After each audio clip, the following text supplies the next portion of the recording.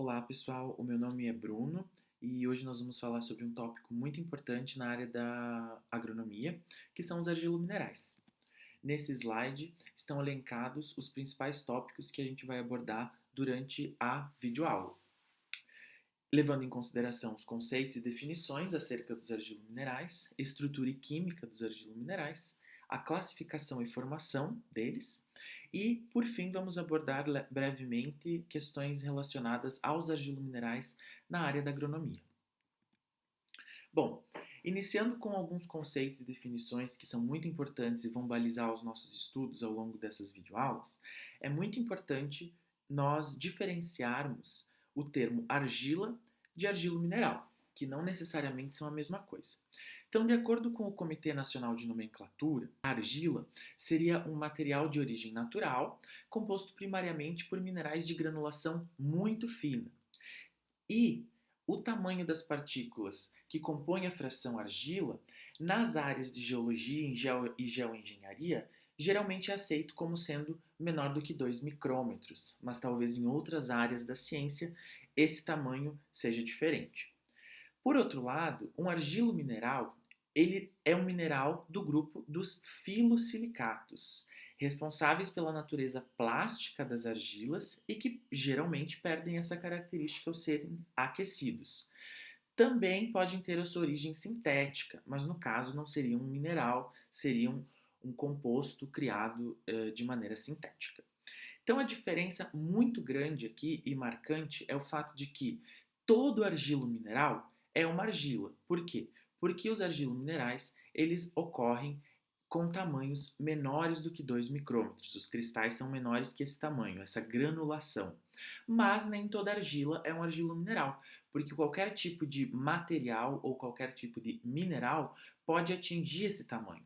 Então, na verdade, a argila tem a ver com a granulação do material e o argilo mineral tem a ver com a classificação do material no grupo dos filosilicatos.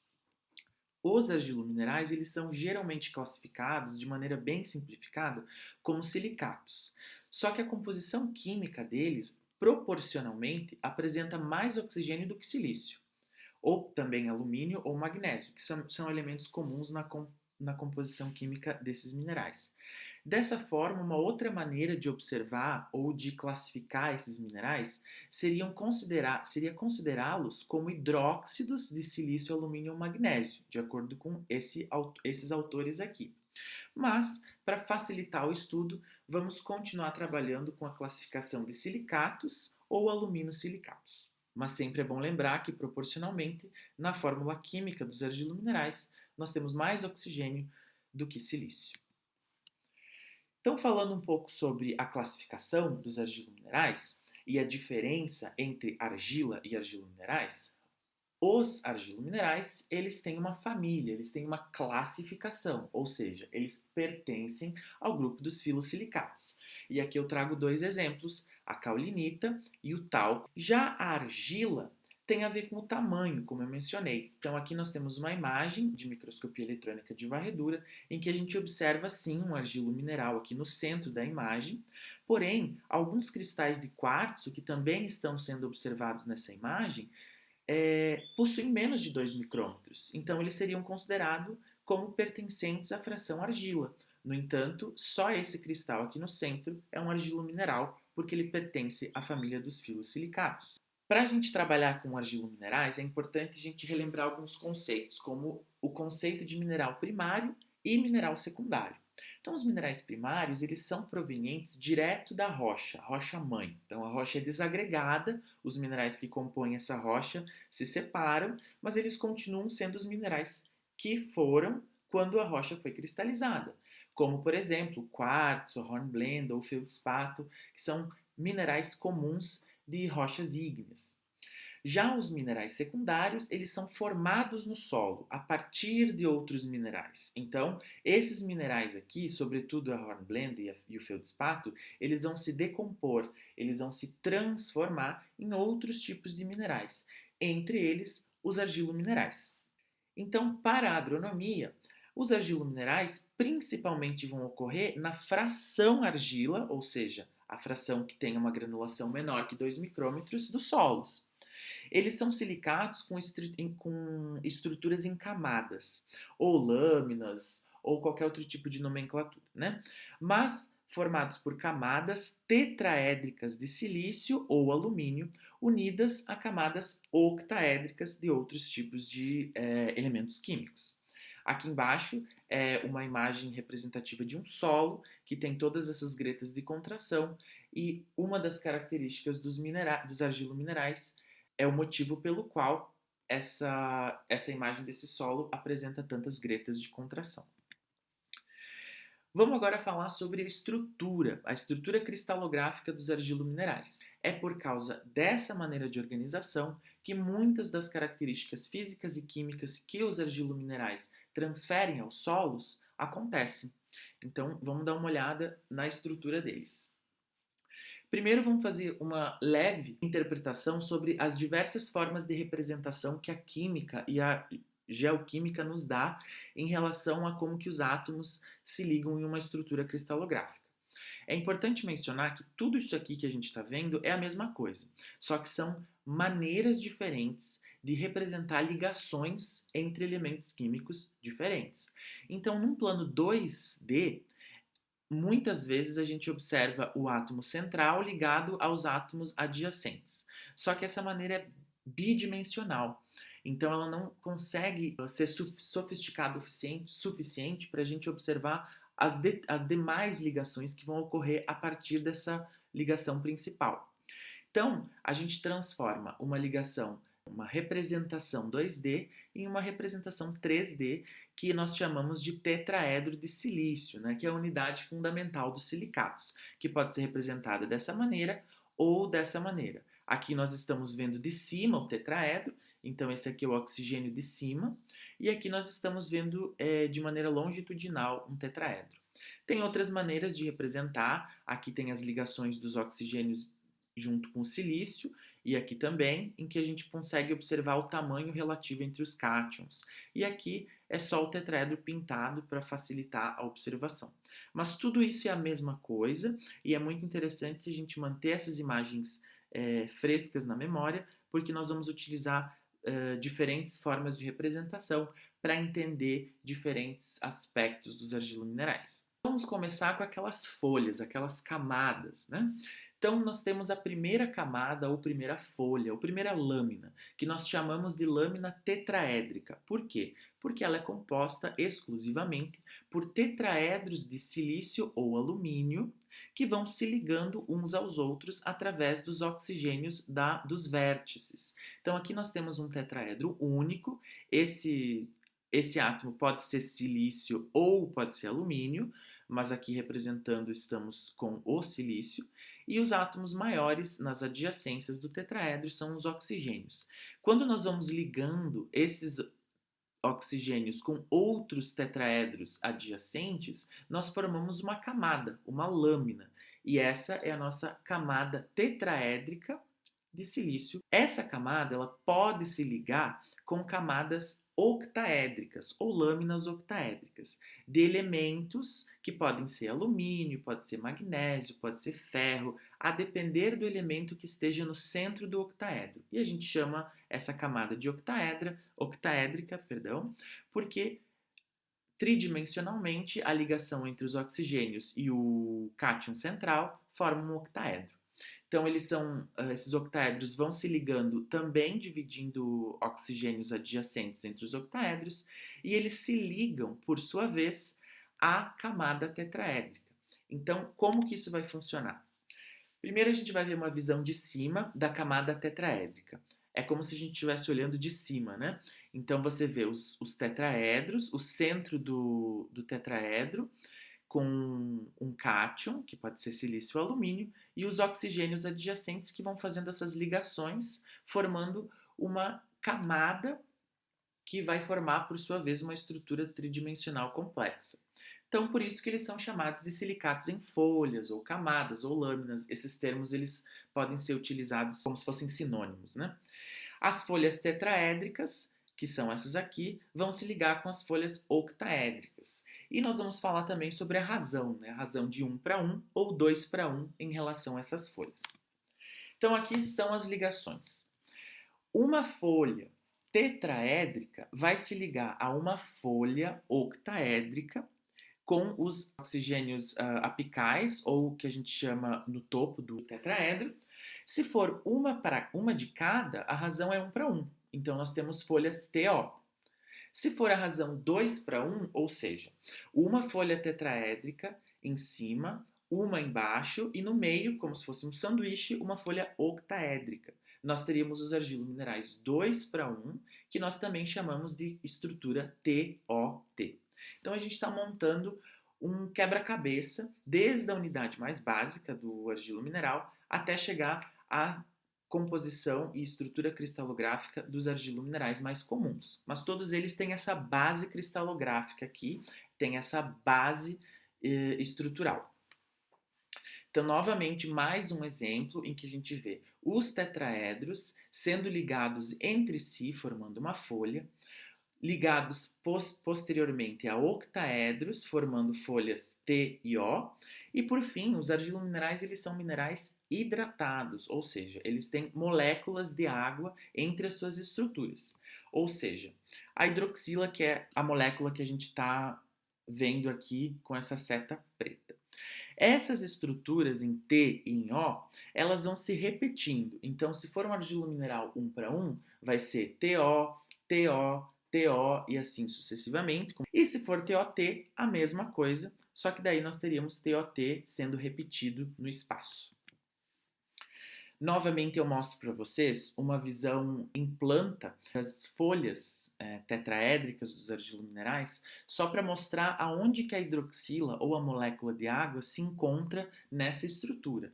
Ela vai se encontrar no centro dos anéis que formam essa estrutura em folha. Então, se você ir expandindo essa estrutura em duas dimensões, o eixo X e o eixo Y, você vai ver uma grande folha de tetraedros compartilhando entre si os oxigênios dos vértices, e no centro dos anéis formados você encontra a molécula de água, ou seja, a hidroxila. Então vamos comentar agora também sobre essa questão de o mineral ser dioctaédrico ou trioctaédrico, porque também essa classificação é importante no que diz respeito a características dos argilominerais que nós vamos falar mais para frente. Então nós temos o que nós já mencionamos, que são as folhas T e O ligadas a outras folhas T e O, formando uma estrutura de razão 1 para 1, e aqui folhas TOT sendo ligadas a outras folhas TOT, gerando uma estrutura 2 para 1. Quando o centro dos octaedros, então vamos imaginar os octaedros aqui formando essa folha octaédrica. Lembra que eu mencionei que o centro dos octaedros podem ser ocupados por cátions diferentes.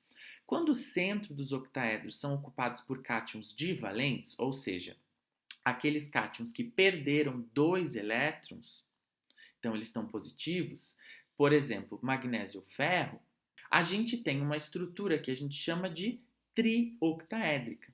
Agora, quando a folha octaédrica é ocupada por cátions trivalentes, ou seja, cátions que perderam 3 elétrons, como o alumínio e o ferro 3+, nós temos o que a gente chama de uma folha dioctaédrica. Então, essa é uma outra classificação baseada na ocupação do centro dos octaedros dos argilominerais, que também é importante manter em mente. Nós temos argilominerais dioctaédricos e argilominerais trioctaédricos, assim como nós temos argilominerais 1 para 1 e argilominerais 2 para 1.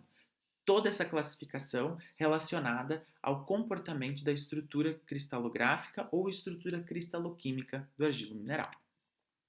E agora, para finalizar e tentar sedimentar esse conteúdo cristalográfico e estrutural, a gente vai fazer uma pequena brincadeira. Então, eu peguei aqui um exemplo de uma estrutura cristalográfica de um argilo mineral e a gente vai observar seções dessa estrutura com base no que a gente aprendeu agora. Então, nós temos aqui várias repetições da mesma estrutura. Então, vocês conseguem observar que todas essas faixas são iguais, ou seja, compostas por silício e átomos de oxigênio que vão se ligando entre si. O exemplo que eu trago para vocês são as folhas T, ou seja, as folhas compostas por tetraedros de silício sendo ligados a átomos de oxigênio. Agora, a outra parte do sanduíche seria o quê? Seriam os nossos octaedros. O que está acontecendo então aqui nessa faixa específica da estrutura cristalográfica do mineral? Nós temos cátions de alumínio sendo ligados a cátions de oxigênio, formando o que nós chamamos de octaedros. E aqui essas esferas maiores são a água, são as moléculas de água que estão sendo ligadas à estrutura tanto dos tetraedros, que a gente viu anteriormente, quanto dos octaedros agora. Então nós temos uma molécula e dois elementos sendo representados aqui nessa estrutura. Então nós temos duas maneiras de observar, ou as ligações entre as esferas, ou então esse octaedro, que é uma forma mais fácil de representar essa ligação específica. As folhas, elas vão sendo formadas ou entre T e O, ou entre T e OT, mas de qualquer maneira, elas vão se repetindo no espaço e entre essas folhas, esse conjunto de folhas, nós temos alguma coisa que tem que ligar essas folhas para formar um mineral de maneira efetiva. O exemplo que eu trago do argilo mineral específico é o potássio. Então, entre as folhas T, O, T, a gente tem o quê? Um cátion, pode ser o potássio, o sódio ou o cálcio, são os mais comuns, nesse caso o potássio, que está fazendo a ligação entre as estruturas TOT que vão se repetindo. Então, nós estamos construindo uma imagem mental cristalográfica do argilo mineral em questão. Então, nós estamos nessa fase aqui, ó, em que nós temos as estruturas tetraédricas ligadas a uma octaédrica, duas tetraédricas ligadas a uma folha octaédrica, e para a próxima repetição, entre a próxima repetição, temos cátions, que no caso aqui é representado pelas esferas verdes, que é o potássio. Agora a gente junta toda essa informação e a gente consegue observar as estruturas se repetindo. Então, folhas tetraédricas, duas delas, ligadas a uma folha octaédrica, ou seja, é um argilo mineral de razão 2:1, em que você tem no centro do octaedro, que é representado por essa esfera rosa, o alumínio. Como o alumínio é trivalente, essa estrutura, esse argilo mineral é dioctaédrico. E aqui a representação em polígonos para a gente observar de maneira mais fácil o que está acontecendo. Por fim, a gente pega a seção inteira de uma parte do argilo mineral, que seria os dois tetraedros, entre os tetraedros a estrutura octaédrica, e entre o próximo conjunto nós temos os cátions que estão fazendo a ligação entre as folhas. Então, essa estrutura em forma de esferas, a gente consegue observar da mesma maneira nessa imagem que eu trago aqui para vocês, com as folhas TOT e os cátions que nós chamamos de cátions interfoliares. Por quê? Porque eles estão entre as folhas que sejam, nesse caso, TOT. Por fim, essa é a estrutura completa do argilo mineral e o exemplo que eu trouxe para vocês é a ilita. A ilita é um argilo mineral, um aluminosilicato, que pode ter em sua estrutura todos esses cátions aqui. Não quer dizer que vai ter todos, mas pode ter. O potássio aparece aqui porque ele é o cátion interfoliar. O alumínio e o silício aparecem aqui porque eles podem estar nas folhas tetraédricas. O alumínio aparece aqui porque ele geralmente está na estrutura octaédrica também, ou seja, a ilita é um argilo mineral dioctaédrico.